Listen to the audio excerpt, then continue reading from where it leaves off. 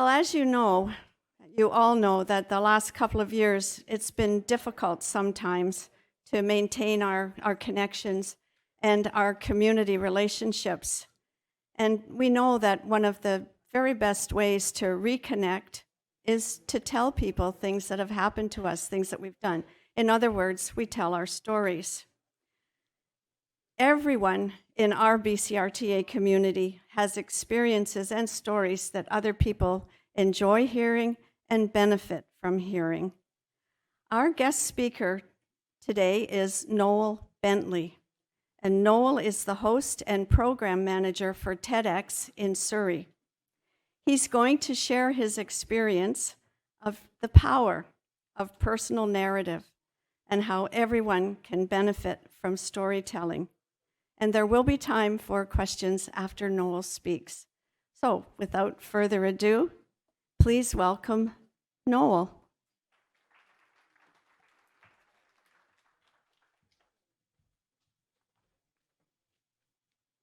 Great. Thank you, Carolyn. Is everyone enjoying the conference so far? All right.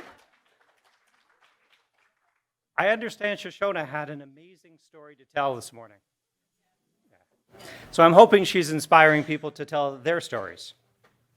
I also hope you've had your caffeinated beverage. You got it? Everyone's got it? If you don't, no problem. I've had enough for all of us.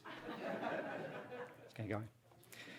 I remember I was in an auditorium, and I'm watching Sally. Sally is perfectly coiffed. She's got great makeup on, but she's dressed from her neck down to her toes in black. Sally begins to share the story of how she had recently lost her husband. And as I listen to what's happened to Sally, I hear the story, but something else happens as well. Something starts changing within me. Sally opens a door. Afterwards, I give Sally a big hug. Thank her for what she's done. And I realize that maybe it's time for me to tell my story. But until I heard Sally, I don't think I was ready. I needed to hear Sally's story. You're going to hear that word story a lot here. So let's define what story is for the sake of the next 45 to 50 minutes. There's 4 things that a story needs. We're going to keep this really, really, really basic.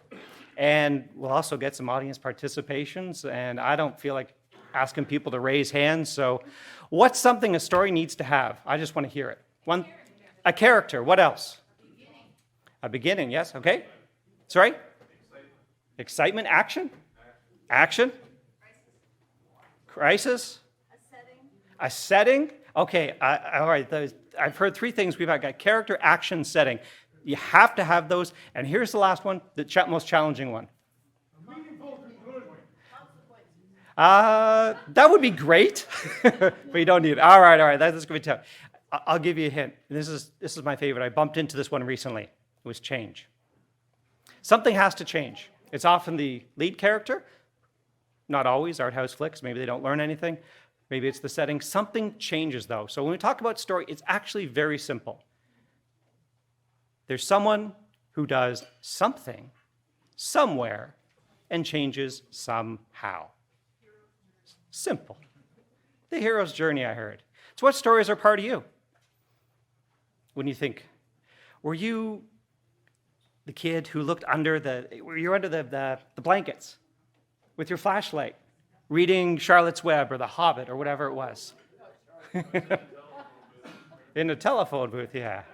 Because we need to hear other people's stories. We need to share them. We have so many stories that are part of us. You might have does anyone still have a VHS type they can't throw away? Is that more of the vintage that we were saying? A dog-eared novel that you read every 2 years. And these are the stories that are part of you. You need to hear other people's stories. And storytelling has its power and purpose. All right, now, I can tell you're ready to shout out your answers and that the coffee and tea is kicking in. So let's hear it. I've got about 9 of my own here. Let's hear it. Why do we tell stories? What happens? What's the purpose? What's the why? The benefit. Go ahead. Let's hear it. Entertainment and fun, absolutely. Understanding what? Sorry? Other people, other cultures. Okay. Communicating? All right. All right. Yeah. How about yourself? How could one personally benefit from storytelling? What happens to you? You learn? All right. I see we're going down a particular path here. Let's start with your health.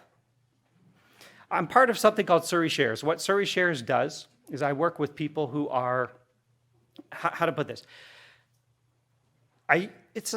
For people in Surrey, and you have to be 55 plus. And I no longer use the S word, which is senior, because it doesn't work. I have spoken to octogenarians who I will explain the program to, that they can learn about storytelling and have life skills coaching. You just have to live in Surrey, and you have to be a senior. Well, I'm not a senior. Oh, are you 55 plus? Yes. Well, you can be part of this? Okay, let's do it. But I've noticed a lot of people have had a challenge with memory in this program. But amazingly, I've seen people memorize a 15-minute story almost word for word and present it in front of a camera, filmed by actually one of these videographers that's right back here, coincidentally. And then we post it on YouTube. That's hard to do, especially if you have memory challenges.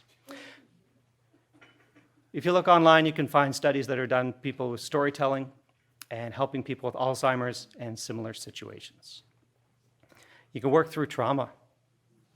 What's the last 3 years been like? Biblical? Floods? Fires? We've had our plague. It's absolutely ridiculous, and many people who are here have been or are frontline workers, and it's been challenged. So you storytell to help work through that. And one of the storytellers that was working through, here was her challenge. She said it was dandelions. Dandelions. For 3 years, Anna battled the dandelions. Anna was to dandelions as the coyote was to the roadrunner. It just wasn't working. She did everything she could. Finally, one year, she puts down cardboard over her entire lawn, puts bags on it. She's going to get them. She's going to get them.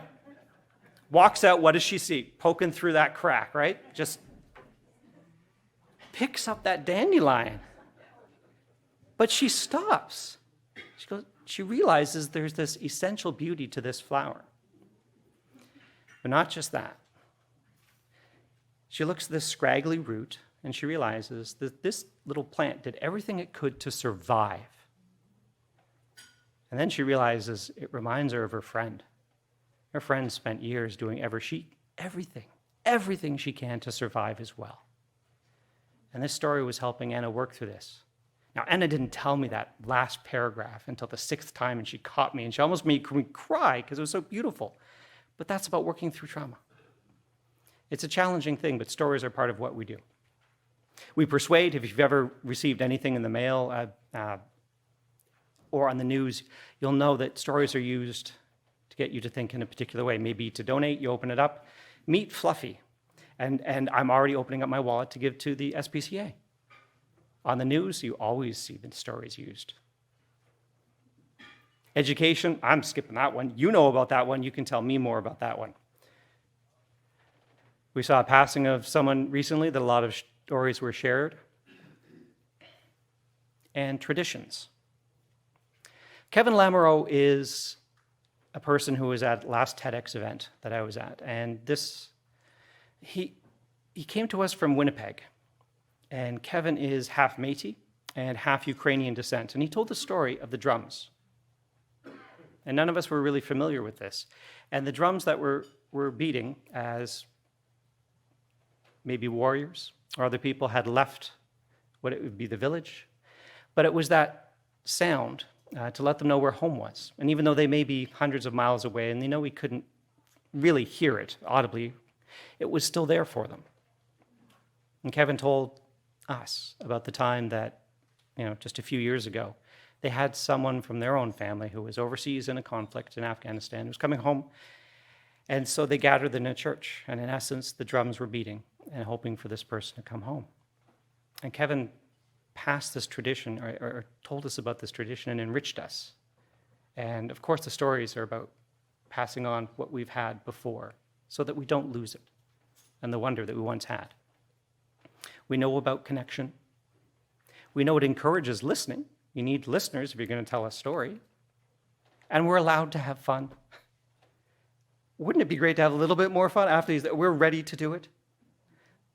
Now, I've got the fun stories, and we're being taped. We'll do those later. Let's have the fun stories out in the hall afterwards, where we can really get into it. I really connected with storytelling in Langley, of all places. Now, in Langley, I was in an auditorium. I joined Toastmasters, Toastmasters being the public speaking organization. And I guess it was about the same as here, about 200 people there in Langley. And 195 of which I had never met. I'm telling a story, and I'm telling a speech, and it's a contest. I don't know if you've ever seen a Toastmaster speech contest, but it's in essence like figure skating, right? We perform, we are judged, and there's a winner. There's a little less sequins, we don't bribe the judges quite as much, but you get the idea, same thing. And as I'm sitting there waiting to give my speech, this little voice inside me says, do a different one. Do a different speech. Yeah, I can hear you, yes. I self-sabotage at the best of times, but this is nuts. This is like about to step on the ice as that figure skater, and you turn to your partner and go, yeah, let's do a different routine. I listened to that voice. I had given a speech once, and I decided this was going to be number 2. I'm introduced, I literally change my title on the stage, and I pour my heart out for 7 minutes and tell a personal story. I trudge back to my seat, I plunk down in it, and I feel good. I feel released, and I feel at peace. Now, there's the results to come, right? There's 3rd place, second place, first place, not Noel. But you know what? I really didn't care. And I mean that in the best way. Because the magic wasn't winning or losing. The magic was at the break. And at the break, Jane makes a beeline. I was speaking to a few people, but Jane makes a beeline right to me, and she goes, I need to speak with you. And Jane shares with me that she never really told anyone, but she said, I've experienced exactly what you've experienced. I've been through what you've been through. And we proceeded to talk about it. Yeah. Jane needed to hear my story. So I told the story a 3rd time to my Toastmaster club that knew me well. And afterwards, a woman who I didn't know that well, again, away from others, said, I never told anyone this before, but my son has had the same experience. I never told anyone this before.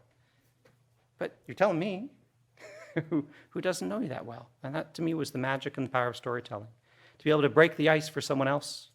But hey, Sally broke it for me. I realized someone needs to hear your story. But we don't always share them, do we? That's fair. It's fair. And there's actually many good reasons why we don't do that. So let's bring them out. All right, it's time to call out here. What's a good reason for not sharing a story or a particular story? Let's hear it. Why wouldn't you? What would prevent you? Embarrassment. Okay, good. What else? Nobody's interested. Nobody wants to hear that story. Okay, what else? It hurts too much. A personal pain. Not ready to share. Any others? You might be small to share. Too small? Yes, and I heard another voice over here. Be revealing something about somebody that you probably shouldn't be revealing. Those are fun stories, but yeah, I can see what you're saying. Absolutely. All right. That's actually a really good list. There's one that's missing. Here's the 5 that I get most often as a storytelling coach. I don't have time. People say I have to invest time to learn how to storytell better. I don't want to tell anyone. I heard that several times. No good stories. I'd be happy to. Okay, I do have stories, but I'm terrible. I'm terrible. And we all have to appreciate people who at least say that, right? Okay. No one wants to hear it anyway. So let's work through these. Let's talk about just time first. If we go back to those 8, 9, 10 benefits of telling stories, why wouldn't you invest a little time in storytelling? And think about the first thing we really spoke about and interacted about. How simple is the story? You're telling stories all the time. You're talking about someone who did something somewhere and something changed. It doesn't have to be complicated. It could have changed even when you got in the parking lot and had to give someone a few dollars to park there. Something changed. Your bank account. Sure. It's a simple story. But I want to let people know that it doesn't have to be a narrative that you have spent hours and days creating. Some of the best stories are the ones that just come from down here, and you already know them. So if time's not an issue, well, let's get rid of that. I don't want to tell it. The vulnerability, let's call it vulnerability. Being vulnerable is not the easiest thing in the world. I spoke with someone, a friend, when I talked about this talk with him, and he mentioned that he was a part of this organization. So, oh, great. And when we got a little bit more, he said, when I retired, I found that my comfort zone started to shrink. Oh, isn't that interesting? And he was of the opinion that he could push back. He joined Toastmasters and did other things as well. But he pushed back by using storytelling and felt that that was an amazing way to do that.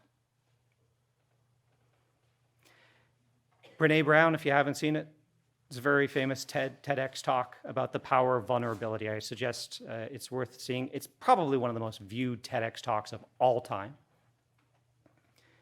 And, all right, if you're still not convinced, try something else. Go ahead, tell someone else's story. Now, tell it respectfully, and make sure you get the details right, and honor it. But it's pretty hard to go through life and never tell a story that is anything except yourself, and people might wonder about you. So learn to tell other people's stories. Make other people the hero. Let them have their day. So, gone. It's easy. No, actually it's not. I never push people in storytelling to go too far beyond their comfort zone because storytelling actually taps right into a lot of our essence. But when you're ready, you'll know you're ready. Someone said here that something was too difficult to share, and that is a challenge. It's always good to know when you're ready to share your story. Because I know you have them. Everyone has them, and you have good stories. If you don't think they're good, they're great. And this is the number one reason I get for people not telling their stories. Believe it or not, they say, I don't have any. I can spend 1 week or up to 6 weeks speaking with people about what their story is going to be. But just imagine this. What was your first day in class like in university? Yeah, exactly. But something might happen, or maybe it was your first day teaching, or maybe it was your first day as a principal, maybe it was your first day of this. What was your first car like? Do you remember your first car? Was it a rust bucket? Was it a danger to be on the road? Did you have adventures in it? Did it smell a little off? All of these things coming back to you, or your craziest first date? Did you ever go on a first date and get your car towed? If you did, we share something in common. These are all stories. The stories don't need to be Hollywood blockbusters. In fact, I suggest that maybe we don't go that way. Get the stories that connect to other people, that they can understand, that they might have a little part in themselves. They could see themselves there.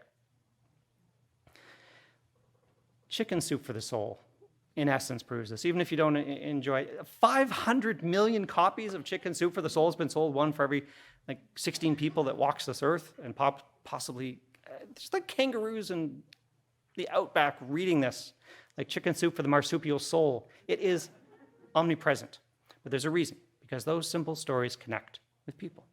You have them. You've already seen some today and heard some today. Did you have a failure in life? Did you ever not make it? And then maybe later on make it? Successes, failures, anything. Whenever you've changed, or that fourth part, whenever you've changed, the story's there.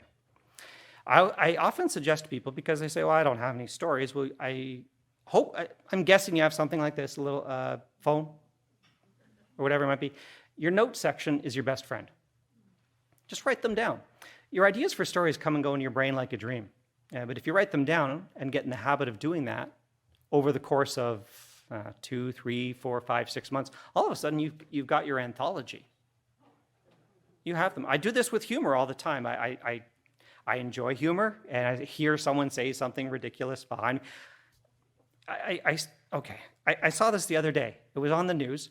It said that there were 300 people that were released from the Canadian military because of not wanting to get a shot. Personal choice. I thought, okay, fair enough. Personal choice, consequence, that's what happened. That makes sense. But it was the military. And I thought that was interesting. Now I'm gonna go in a direction here. I'm gonna have a little fun. I just picture, the drill sergeant, just, are you willing to give your life, to the army? Yes, sir. Are you willing to lay down your life if need be? Yes, sir. Are you willing to be captured and hurt by the enemy? Yes, sir. Are you willing to get a little needle? Hold on. So I write those things down because I'll lose them if I don't. But your stories are like that too.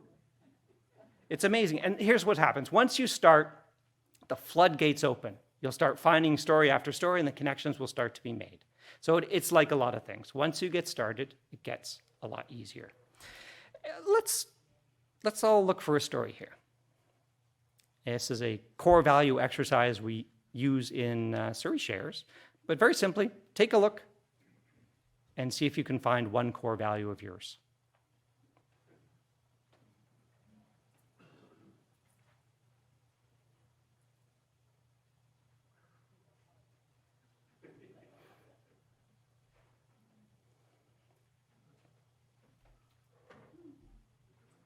All right, you can stop when you find one. You don't have, it's okay, we don't have to read the whole one, but that's good. All right, now just hold that value in your mind for a moment and imagine when did that become your value? Was it forged in your mind? Was there a moment? Were you 7 years old and you knocked over the lamp and mom said, don't play in the house, you played in the house, now you're in trouble. She asked who knocked over the lamp, knowing full well who knocked over the lamp, but you looked at the dog. You looked at the dog and said, but you told the truth. And maybe in that point, honesty was forged as one of your values. Or maybe it was the inverse. Maybe someone broke your heart, told a lie, and you realized honesty really matters to me. Not to that person, but to me. Wherever something is essential to you, there's going to be a good story, and it will be essential to other people as well. So you got your stories. You got a whole book of stories ready to go, and just as you're about to say them, you go, oh, I'm terrible. I can't tell a story. I bore people, or whatever it might be. Let's do 3 storytelling techniques that you can take away with you. Who told me? Carolyn told me you got notebooks. No, you don't have to write them down. But if you want to engage with that, that'd be great. If you want the slides afterwards, I can send them to you, whatever you like, so that you don't have to worry about that. We all know people that can bring a story to life. They go to Walmart. It's like the most amazing adventure they've ever had. Like, why couldn't I come to Walmart with you?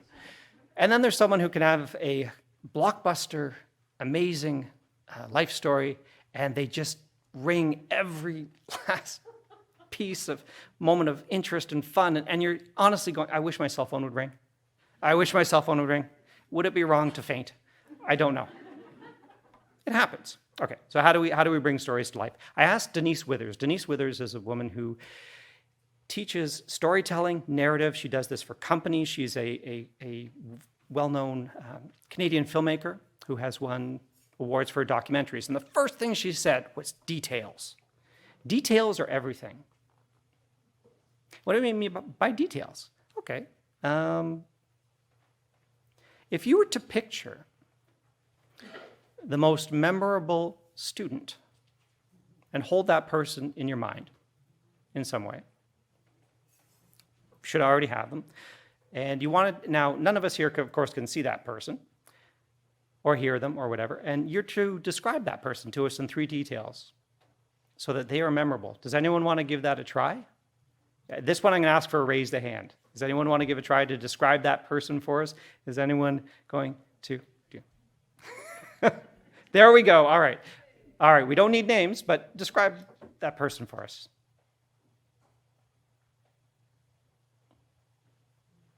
Now or When you saw them, anytime when you saw them. a tiny little girl who was a swimmer. And she was blonde. She always had a smile on her face. And one of the first things she did was try to measure herself next to me. How far do you want me to go? That's perfect. There we go. All right. That's perfect. Great. Thank you for doing that. Let's give her some appreciation. It's not that easy. So can you kind of picture that person?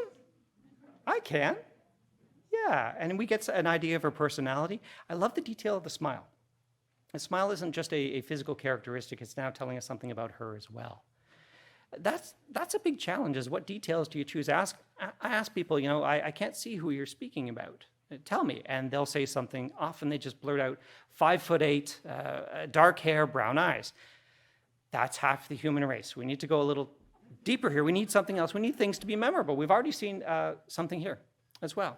So anything that brings someone together and distinguishes them makes a big difference. Was it a wry smile? Did she stalk the halls, or did she stand up straight on her tippy toes? Whatever it might be, that helps. And I'll show you how to hack into the human brain a little bit. Picture this extremely simple scene that could happen or play out anywhere at any time. Hello? Oh, yeah, hi, honey. Yeah, I'm going to bring it home. I said I would. I'll do it. That's fine. Yeah. Okay. I'm sorry. I know it's that time of year. It's that. I know. It'll be good. I'll see you soon. Bye-bye. Okay, very, very simple little more. I'm going to make an assumption here. I'm going to assume that you assumed, first of all, that I heard the phone ring. I answered the phone. I have a significant other. I'm not in a good mood for whatever reason, but there's something I've hinted at. There's the reason hidden there. There's all of these things. Your brain filled in those details. Often when we write or tell stories, we throw all those details. We make it the book report. We want to make sure every single fact is in there so people can follow along, but they don't need that. We fill in the blanks. It's a term for psychology, gestalt. I love that term.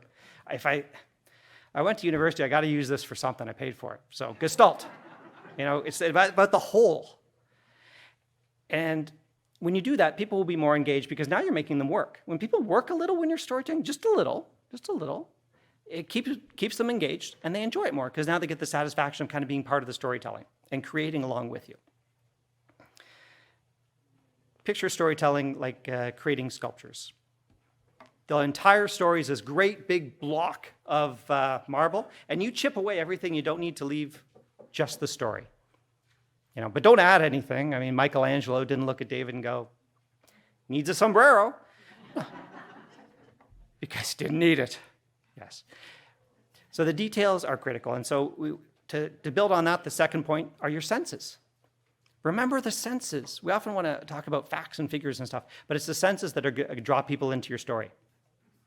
They want to hear something. They want to stand beside, I'm sorry, I didn't get your name. Sharon. They want to stand beside Sharon and measure themselves, right? And the sense is the way to do that.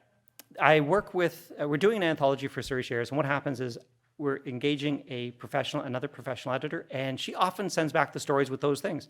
Tell me what it sounded like. Tell me what you heard. Tell me what it looked like. When you're in the middle of the field, when you're in that, you're raised in the prairies, and you were caught in a storm as a small child, it was terrifying. We don't talk about the category whatever storm that blew in, with the winds of this or whatever. You talk about the ominous black clouds that are rolling in, the hush that came just before it, and maybe even the hair on the back of your neck standing up, which apparently is very dangerous. You give those details, now people are there. They can build that story in their mind and experience it with you. Let your audience walk with you. I think that might have been mentioned earlier as well. When your audience walks with you, they are experiencing the story, and they'll take something away that's much different. And they'll be different people because of what you shared with them. Last thing, to build on that, the third one is intensity and rest. So I've asked people to share emotions and to bring that in there, but there's a challenge with some storytellers is we often give a lot of emotion.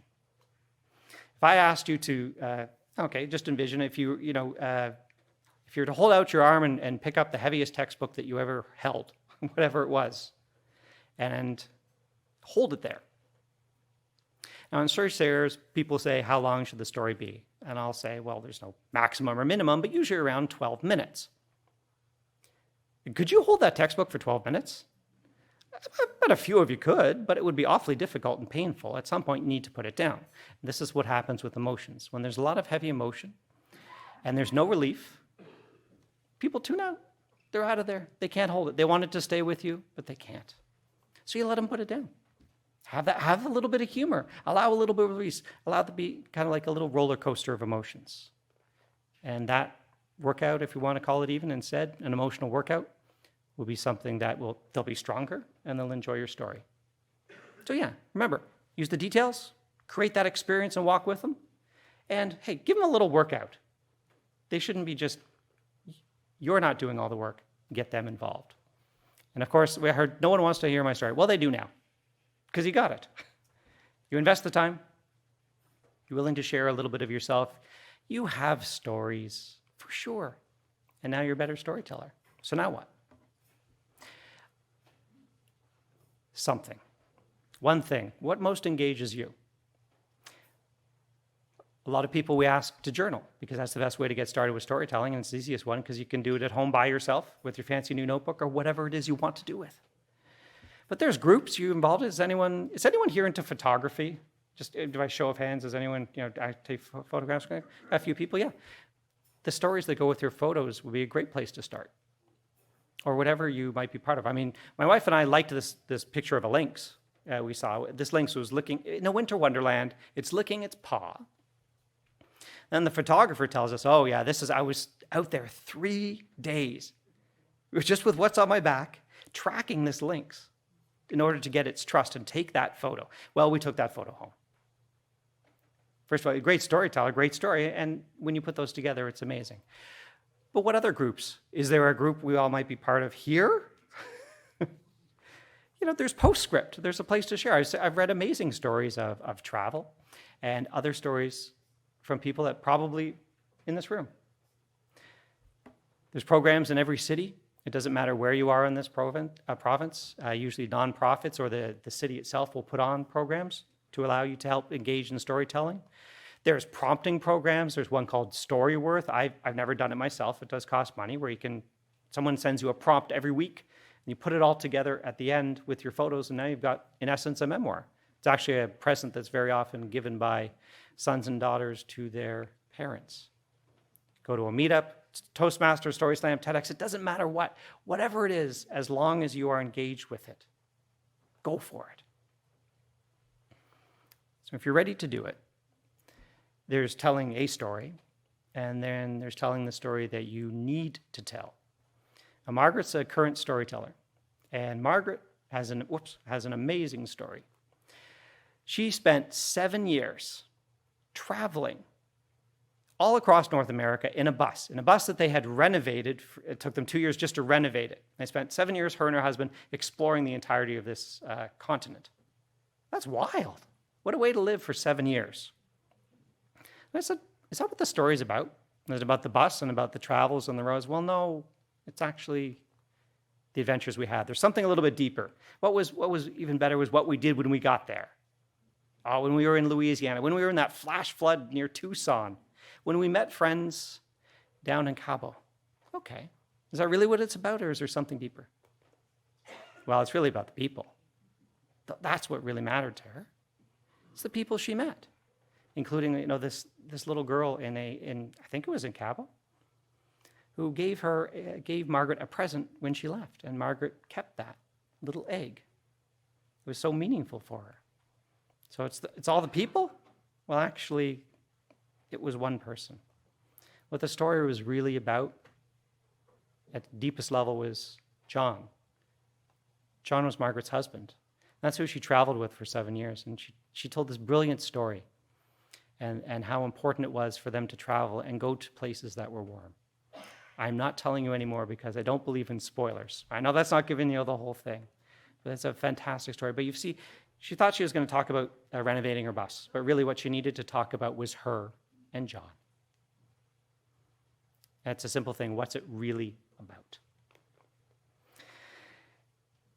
Here's an exercise you can try. This one's a little wild. I'm going to go through this about getting in there. I'm going to use photography as an example. For this 3-minute mush, this exercise, what you do is you take a pen and a paper. It works best if you write it. And at the top of the page, you write whatever you're thinking of talking about or whatever you need to get into. Word, 2 words at most. Take a timer, give it, say, 3 minutes, hit the timer, bang. Now you just write. And write and write and write. You are not allowed to pick up the pen. You cannot stop writing. You have to writing. I don't know what to write. Do it.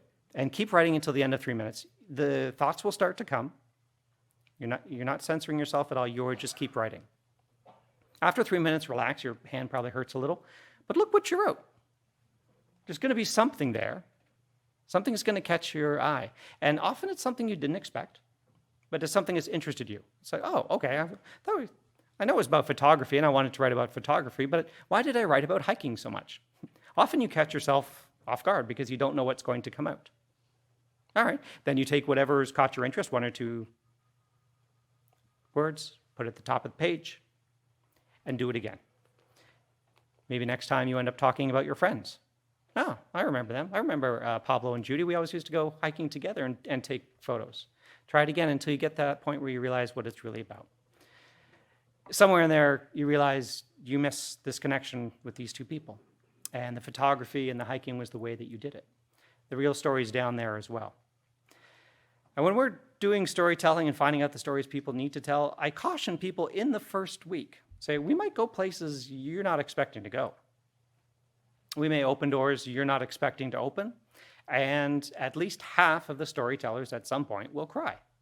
Either tears of joy or sadness or possibly both. And that's fine. Because you're getting down into somewhere where you probably needed to be. But it doesn't come without that little bit of risk, of course, if you're willing to do it.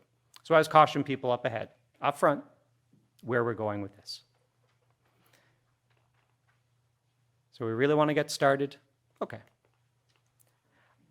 I spoke with Tim and Carolyn, who had brought me here today. I decided, you know what, this doesn't feel right to come here and talk about this and to offer something. So anyone who's part of this association, I will give you my contact information. It's just an email. Send me a personal email, call me, text me, whatever is comfortable. And tell me if you're interested in meeting for an hour on Zoom. I like to have a group storytelling session where I can work with people and help you get started. There's a lot of information that came across here. And you said, I want to get started. How do I do it? Really? We can do that. So I'll offer that. It's of no cost, no charge to anyone that's part of this organization. So if you're interested, please send it within the next few days, and then I'll get back to everyone and I can find it. I'm assuming it's going to be on Zoom, unless coincidentally 10 people call and they're all in the same area. I don't know. Who knows? It's possible, but we'll be able to meet and get that going. Because I want to make sure that someone is able to hear your story. Let's go back to Langley. I never told you what I spoke about. Just that I had a story. Well, the story I told started a while ago. It was when I was 16, and I knew something was wrong, and I was right. Over the next decade, it proved to be a real struggle with mental health. I fell into deep depression, and all the constellation of misery that comes along with that one, right? It's, substance abuse, awful thoughts, broken relationships, concurrently with doing my psychology degree. My brain has a sense of humor, if nothing else, and irony. I got my degree, a 3-year degree in a mere 6 years, but it's there. Afterwards, the degree didn't help anything. What did help was a moment with a doctor. She was on a locum, young doctor I'd never met before, and was giving me my lab results. It was just a usual checkup. I'm trying to get better. She turns the paper around and says, Mr. Bentley, I noticed your thyroid's a little low. would you like to see an endocrinologist? Oh, okay. First of all, no one's ever called me Mr. Bentley before. Secondly, sure, why not? And I did. And that little moment, and that little help, that little push up, made a big difference. Thyroid pill help. Well, okay, this is great. Didn't do everything, but it gave me a chance to give another leg up and to start going in the right direction. Reverse that downward spiral. And, we're obviously quite far. I'm not near 16 anymore, and so it's been decades, but I never told anyone the story. Never. People could guess, but it's amazing how many people didn't really know. After seeing Sally, I realized it was time. And as I started putting my story together, I realized I could forgive myself. I could reframe my past. I could actually just even listen to my own story. And I realized I needed to hear my own story. And I thought about it a little more, and I thought about coming here, and I thought, well, you know what? Also, often the person who needs to hear your story, that person's you. So I'm going to ask everyone, hey, let's start storytelling again. Thank you.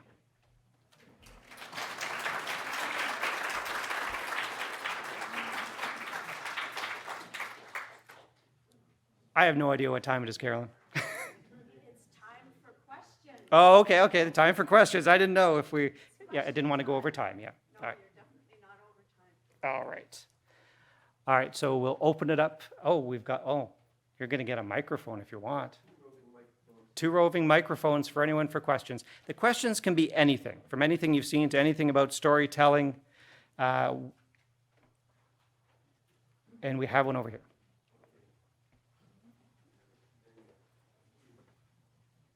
Thank you. That was very, very interesting. One of the things that I did find... much better. Thank you for conveying, your analysis, I suppose, to some degree, in what storytelling actually is and involves. But I was interested in all your examples of getting a lift, as you put it, which I think is a very good way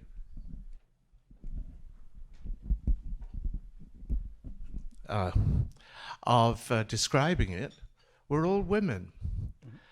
Now, is that significant in some way? Do women have a way of doing that men don't? So I was intrigued by that, and I've wondered if you've ever thought about that. Well then, here we go. Actually, it's an interesting question. I never thought about that. And when someone, you see the reflection, someone lets you know what they've seen, I appreciate that. I think I know where that's come from. And my guess is because in a lot of the work I've done, the school I took in psychology, I've noticed in my storytelling, even in TEDx work, volunteer work, you know what? Most times I am in the minority if we're going to use just binary genders. So I think maybe that's why. If nothing else, the number of people, the people that were there is probably a big part of it. I never thought about it that way. However, I bet I can find other stories as well that will go across the spectrum. Yeah. I think everyone has a way of doing it, and we've all been maybe raised differently, but that's fine. I thought you were going to go into hero's journey, because I heard someone talk about hero's journey. And last night I heard someone talking about the hero's journey and how it's damaged our society, which is a brilliant idea. And then I immediately thought today, oh my goodness, I hope I don't, am I talking about this? I don't know. So and as time goes on, things like this, then talks will change. The examples themselves might change depending on audiences. I don't know. Yeah, thank you.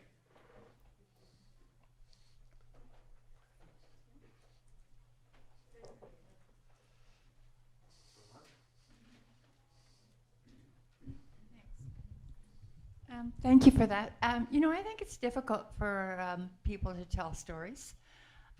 One of the reasons I think it's difficult is because of our culture, especially as a teacher. I don't think I could really tell some of the stories that I've had because I would probably be looked down on. And we have a lot of parents who would look at you and say, what the hell are you doing as a teacher? So I think it's really difficult for some people to tell a story. And I think that in many ways you would be criticized and you would be looked down upon. So, I mean, I find as I'm getting older, actually, that I'm divulging a heck of a lot more to my husband than I ever did in the past. And I have a feeling it's because I need to get those things out of me. But I certainly couldn't go out on, I certainly wouldn't want to come around here and tell you some of the things I've done or have had happen. No. But I do find when I've traveled that if somebody, I don't even know them, I'll tell them my story. Because they're not threatening. And they actually like me even after I've told them my story. So I find that interesting. It is, okay. Did you want me to comment on that? Or I don't know, because I think you kind of came around full circle and just kind of said, but I don't have a story, but I can tell someone, then it's all good. Great. So you know what? If we sum it up, there's context. There's always the right time to tell a story and who it is. Maybe it's similar to, I don't know who said it. Probably wasn't him, but it was attributed to Ricky Gervais, who said that, he was asked, what can you joke about? What can you make fun of? And he said, everything. You make fun of everything. But you can't make fun of everything to everyone. That the audience was actually far more important. So that's a pretty extreme way of looking at it. But I feel that perhaps there is an audience for every story. But not every story is for every audience. And that's the challenge. I'll be completely honest about something. In my notes here, I don't know if anyone caught just a little thing after one of the stories about honoring people as Queen Elizabeth II. And I had a story to tell there. And then I thought, what a terrible day to do that. This is not the right day to do that. This is someone who represents colonization. And then afterwards, I'm going to tell the story of Kevin, who gave a TED Talk about decolonization. And I realized that moment, that's not appropriate. I told people this story, but it was 3 weeks ago, and that was the time. Today wasn't the time. So you're right. It's really challenging. And you know what? We are going to make mistakes. We're going to tell the story that it's okay. And it happens. It happens. If you engage in humor or you ever go up on stage and are a comedian anyway, you're going to blow it sometimes. You're going to say the wrong thing. Okay? We do learn. We have to, and I think one of the best things we can probably do is, at least if someone's doing it with the best of intentions, at least we believe so, we'll forgive them. If it becomes a pattern, maybe that's different, but perhaps. It's a very challenging thing. I understand that, but I do want people to at least hopefully reduce the fear and look for those opportunities and situations just because of the good and the benefits that can come from storytelling. So thanks for giving us your story.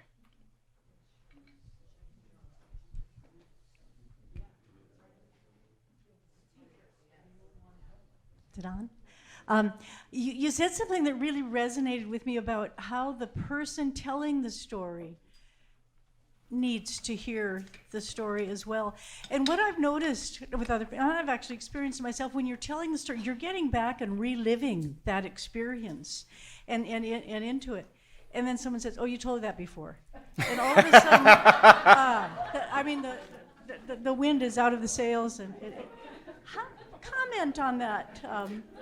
Okay. About telling stories you've told before, or being within what happens when you tell a story. Responding to someone, even though you've heard the story before, but they're engaged in telling the story. Did you just? Oh, okay. Okay.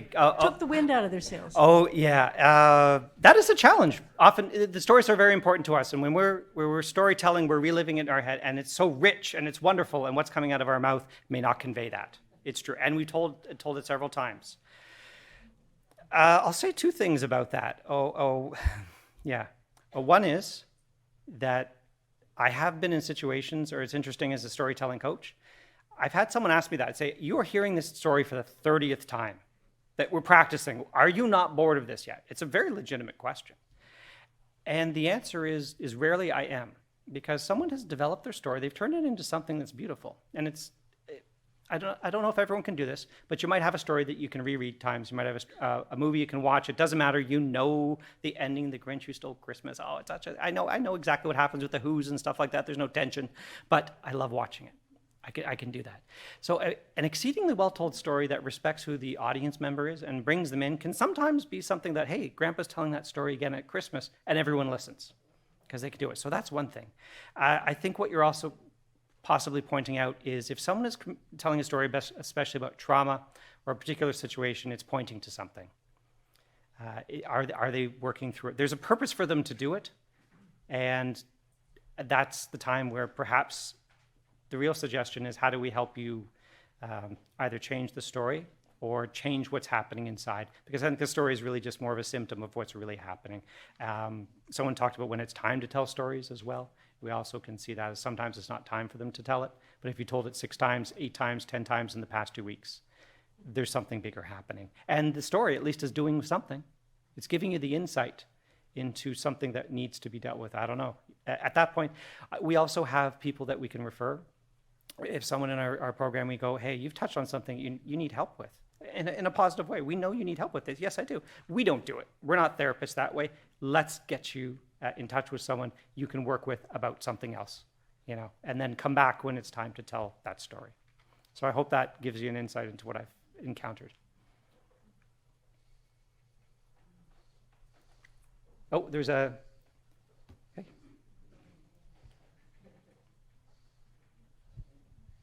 Sometimes I wonder whether I need this. I have, my husband has dementia. And I think this is where storytelling enters a different realm. But you hear the same stories over and over. But every once in a while, you hear a different story. And as a caregiver, as someone who is involved, you have to listen, because those parts of the story can be different. And so you have to know whether he's adding something to the story or he's changing the story. And I guess is revealing something that he's never revealed before. My mom had dementia as well, and in her last few weeks, she was in the hospital, and she had a geriatrician that was visiting her regularly, and he connected with her in a way that I don't think anybody ever had. And he caught me in the hallway one day and he said, has your mom ever talked about being abused? And I'm sure I went like that. And he said, well, she was telling me a story about being abused when she was a child or a young teenager. And he said, do you know who that was? And so here I am, I'm hearing a story for the first time. Sorry, yeah. But I'm hearing it for the first time, and I'm thinking, who in our, and it obviously was someone in the family, who in our family would have done this? And I was able to fairly quickly narrow it down because she never had anything good to say about him, ever. and I never knew why. So now I know. So sorry to roar on about whatever, but that is the kind of thing that where you listen, you hear different things that become part of your story. Great, thank you.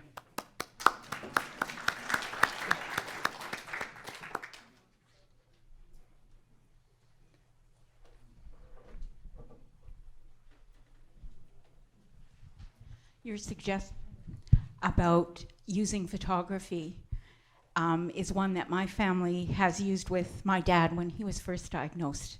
We got together all of the photos into albums and asked him for the memories, and my sister typed them all up, and we have albums and albums of very old photos with quotes from my dad.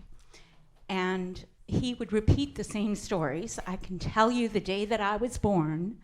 I know that story because every year on my birthday, my dad would tell me the whole story. It was a significant firstborn, significant story for him. This year was the first birthday when he didn't tell me that story, but I told him, and it all came back.